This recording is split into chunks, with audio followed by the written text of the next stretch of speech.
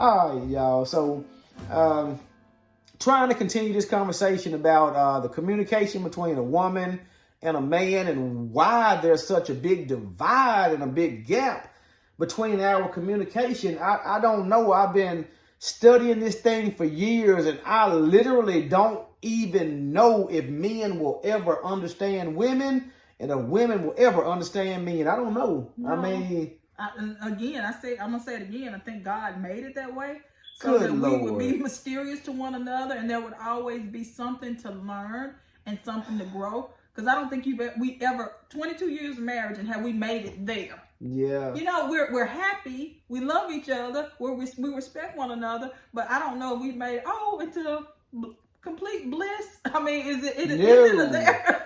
No. You said that a little too fast. No, I mean, but we're in love, right? Listen, marriage takes work, y'all. It's gonna take some work. We're in love. Oh yeah. I love my wife, y'all. Absolutely. We're in love.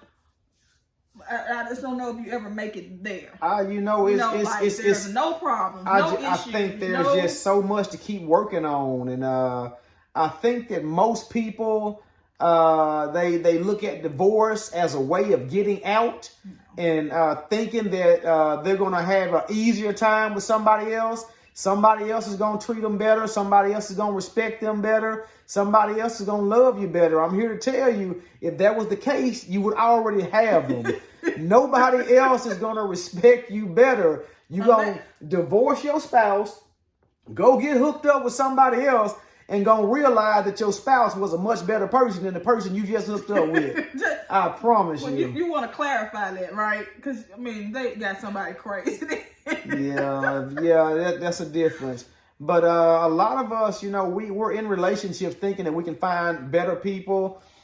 We don't want to put in the work. It's work. We put so much time and effort and detail into the actual wedding. Right. I mean, we got flowers everywhere, dresses. We're going to tuxedo shops getting fitted with canes and top hats and shoes and everything for the performance, the ceremony. Yeah.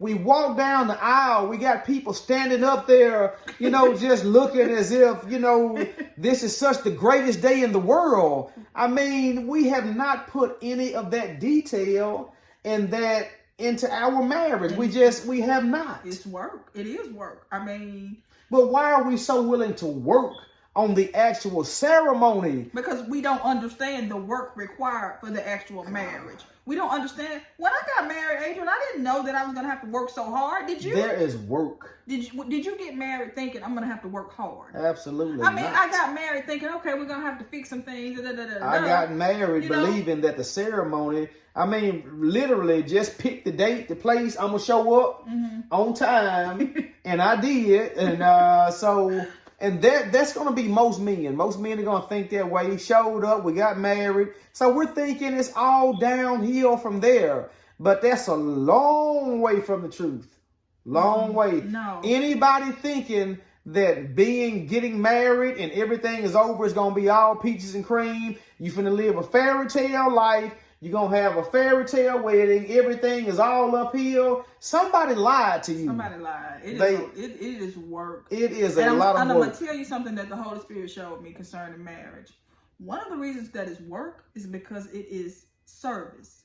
You are servicing and being a servant. Yes. And if you don't get married with that attitude, yes, then it's going to fail. Because absolutely. The reason being is because your needs are so different from my needs. Yes. And I can't give you what I need to make you happy. You have to give me what I need. I have to give you what you need. Right. And so now I have to go outside of myself. Awesome. I have to go outside of myself yes. to be able to be a servant to you. So marriage is going to be a huge sacrifice. Yes, it is. And you just said it. Ministry. Because we are ministering to each other. Right. Listen, the Bible teaches us that, listen, a man who doesn't take care of his own house is worse than a what? Infidel. It's worse than an infidel. Yeah. The Bible teaches us also that if you want to be a bishop, in order to be a bishop, you have to first rule well your own house Because if you can't rule well your own house, then how can you rule the house of God? So, babe. Hold on. Okay. Just 1 second. Okay. Because I got to throw this in there. Okay, go ahead. So anybody out there, I'm telling you right now, if your pastor has put his wife away and you're still going to church there and saying y'all having church, it's something wrong with you. Yeah. No single man has had a problem with his wife and can't take care of his house is even qualified to be pastoring no people, talking about no God or no Jesus Christ. How can he minister to you and he can't even minister to his own wife? Thank you, Adrian. Y'all will thank me later. My wife comes what? First. In her life, I have to be first. So we are ministering to each other. Yes, we are. It's called sacrifice, y'all. It is. It's going to take a lot of that. It is. And I had something to say, but you just got into some really deep, heavy stuff. And I didn't mean to do that, y'all, but I have to do that because I'm seeing way too much of it. Yeah, it needs to be said. And I'm looking on TV. I'm looking at all these churches and pastors and preachers, and these people are going to these preachers' church. I'm like, what is wrong with these people?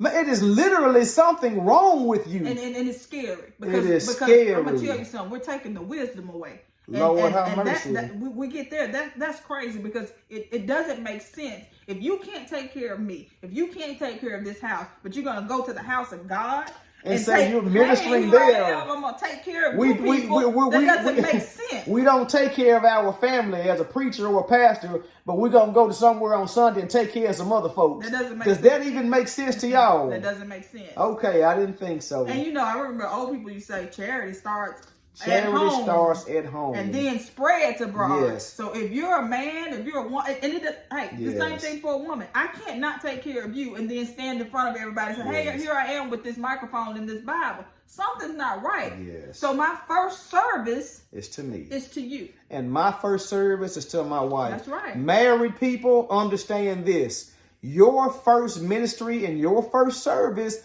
is to your spouse. If you cannot minister to your spouse, if you cannot make sacrifices for your spouse, if you cannot put yourself in a position to give your spouse the things that they need, then you're going to have to work on that. You have to. It is a lifelong job. It is a lifelong job. I mean, everything that we do. And it's easy for us to say for richer or poor. That's easy. It's easy for the things to come out of our mouth to say for better or for worse. Mm-hmm. It's easy for us to say, oh yeah, to death do you part. That's easy, y'all. Anything will come out of your mouth. So we find that people will say anything. We already know that it's easy for these words to just come out. But now, what about when it comes time for us to start acting these things out? What about that? I want to go back to the servant part of marriage that really needs to be taught. Because I remember some years ago, I think I asked you if I bought you flowers or something like that for your birthday or something, would you appreciate it? You looked at me like I was crazy. Like, right. Are you serious?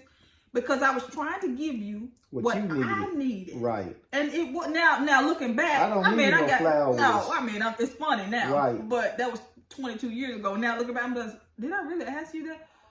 But I really didn't understand. Right. I was trying my best to give you what I needed. Now you need flowers. I need some flowers. So you want to go sit? every occasion, y'all, I found that out a long time ago. Well, listen, I'm not the best person in the world, but every occasion I make sure I got the flower people's number in my phone, so they already know on any occasion. I don't even have to call them. They call me and Mr. McGlowan, are you sending this package to? Yes, ma'am. Go ahead and take care of that because my wife likes flowers. Right. Don't give me no flowers. Don't give you any flowers. I don't need no flowers, y'all. Got it. Noted.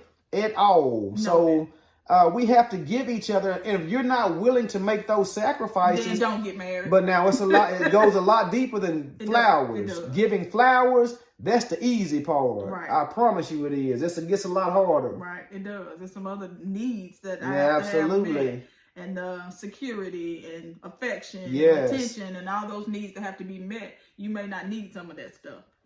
And I have to be able to serve you and minister to your specific needs. Right. And that is why marriage is ministry. Marriage is ministry, y'all. Marriage is ministry. Yes. It is. Do you think we can maybe come back to be continued or something? Let's continue this. Yeah.